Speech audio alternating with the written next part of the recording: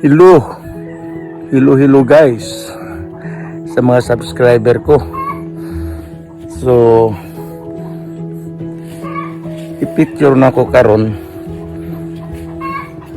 the main problem sa atong pananom. So i-picture shot na ko karon kining akong eggplant. Siguro mangutana mo og profitable ba yung eggplant nga dili mag pesticide. So guys, I'm part of the natural farming movement in the Philippines. So as much possible mupunta yo ko sa natural farming method. So pagsugod na ko ani guys, so nakita na ko ang kalisod nga kung dinaghan na ang atong dinagko ng atong nananaon. So kung mag natural farming yun ko, protocol means from the start dili ko magamit anang synthetic fertilizer, unsa pa diya mga conventional method. So pagsugod nako galisod jud ko. So by gusto man gyud kong maka-profit. So instead of medyo init guys no. Instead nga turn to conventional ko. So gimix sa akong method ani. So ang ako lang dili na ko makaya ang kanang fertilization. So gi-experiment na ako na so gasugod ko natural farming. So kanang akong mga soil medium diya pagtanom, tanang gipang tanom na ko diya soil medium mix na sa mga doon ako tayo sa kanding. So manguha po ka ng mga Carabao manures or cow's manure. I-mix na ko na sa soil. So naghimo, nakita ninyo, naghimo po ko CRH. So that is my soil medium sa mga pagtanom na ko. So ang dinaghan ako karong para maka-income, kung nakita na ako nga maka-income gayud ang eggplant planting. So eggplant guys, daghan kong gibuhat nga nung di ko maka pesticide. Usa na nang maghaling-haling dahil gipamutos ang kanang gagmay pangatalong doon ako i-fruit so it helps sa early stage sa eggplant, kanang bungang sa eggplant. So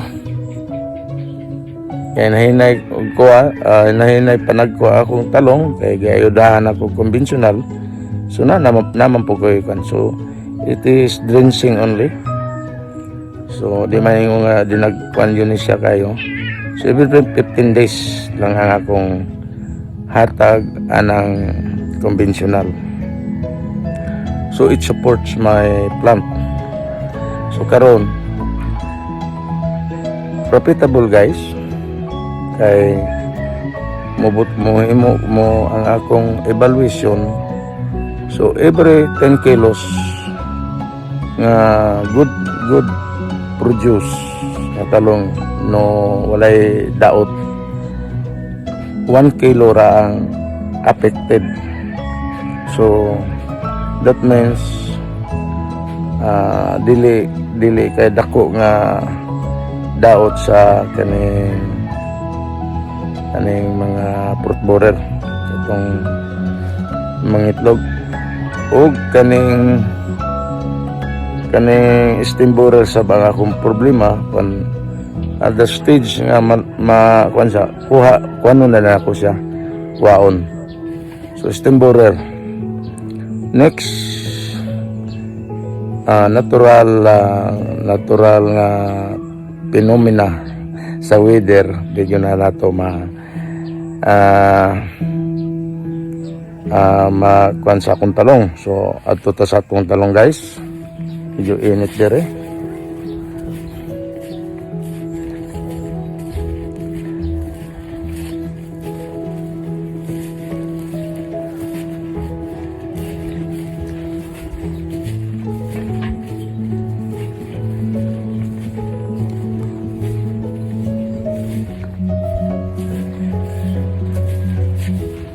Mauna ni akong status sa akong talong.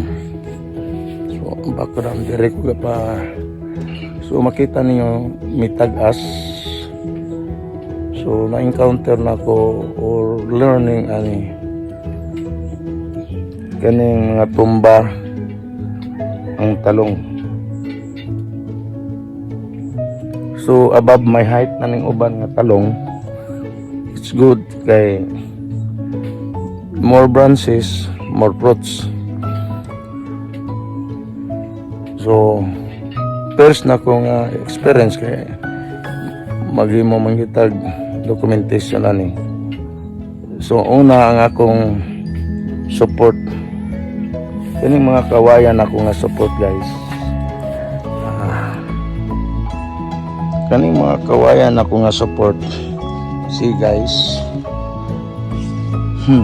Muna ang kaproblema nako kay mabali siya. So hangin madaog labi ni ani o pila na ni ka bunga niyo pakita nako daghasag bunga. So, bitay yo sa guys. So ini so kita nimo guys oh. Kita ninyo kani not infected ni siya. So ma-harvest na ko ni ugma, medyo gulang-gulang na siya. So hinahinay ko harvest karon. So prani guys, after one day ni siya, ugma ako na ning harveston. So kasagaran more than 50 grams na ni siya. Prani kani siya guys oh. Mga mukha ni siya 100 grams. So not infected na siya. So uglo na yung infected din eh.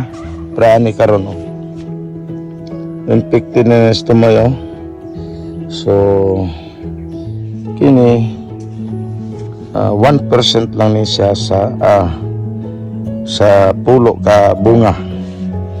So minana ra oh kaniyo not infected ni siya guys oh. So harbiso na ko ni ugma. So average na siya halos 100 grams. So atong kuan manageable kayo. So bag-ulan ako ning gi-suportahan kay natumba ni siya guys. So gipakita nako ninyo mo ni akong full bamboo.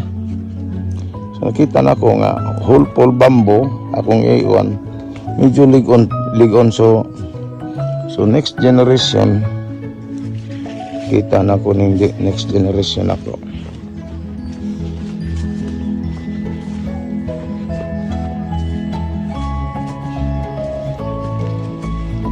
Muna ni ako next generation guys. So sago lang siya. Kita ko kanang dili na makuan nga kabilya o muna akong gigamit to support. Muna importante ani suportahan ang punuan.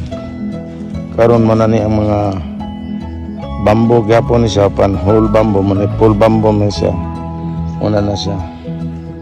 So muna ako mga problema. Karon the next problem is kana guys. Kanang grasses. So as much possible guys limpyuhan gyud nato ni. So wa man gyud ko mag herbicide. So dahil ako'y nakita sa internet nga dunay organic herbicide. So wa pa ko kapalit. So gimanage pa nako ni siya tanawang manual. Actually, nakita na ko guys. Kung malimpyo ni mo ni siya, oh,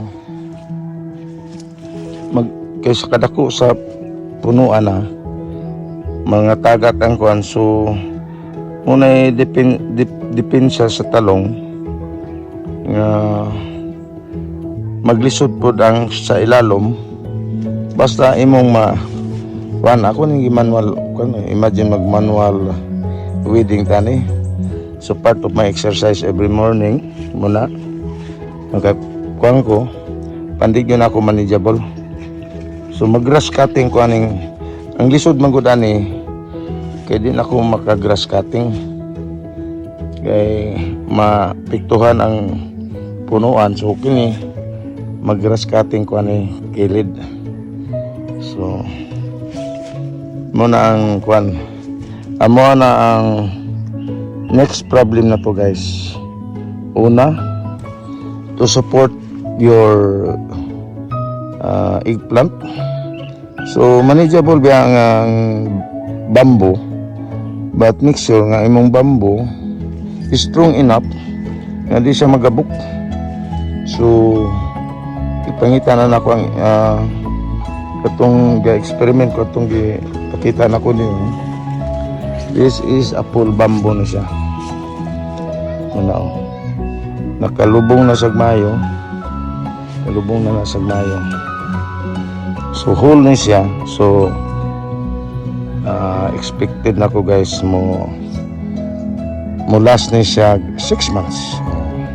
Magabok. So 6 months is dako na tag kuan ani nga atong talong. So muna ni guys ang nangatumba nagyo nangatumba guys. So wala na ako makuha na tandog ang punuan, madaot yun guys. So muna ni siya, oh, this more than 200 ni siya nga punuan. Average na ko ani og 50 kilos a week nga harvest. Maayo pa ang tubo. So kung 50 kilos butang na nato og na ay 5 kilos aning reject. So unsa buhaton nato sa reject muna akong ipakaon sa akong manok, akong latan dayon ipakaon ako sa manok. So walay kuano, so sustainable ni. So imagine doon na kay 50 kilos sa 200 kaning mga 200 kana lang average lang na siya. Mudaghan pa na siya guys. So 50 kilos a week. So ang gate price depende man na sa gate price. Ang ako lang yung quandary guys 40 pesos para nakoy 2,000 a week. So kanang 40 pesos daghan na nga mo palitan na. Bisag dire palit na sila ng 40 pesos. Farm gate price 40 pesos. Pan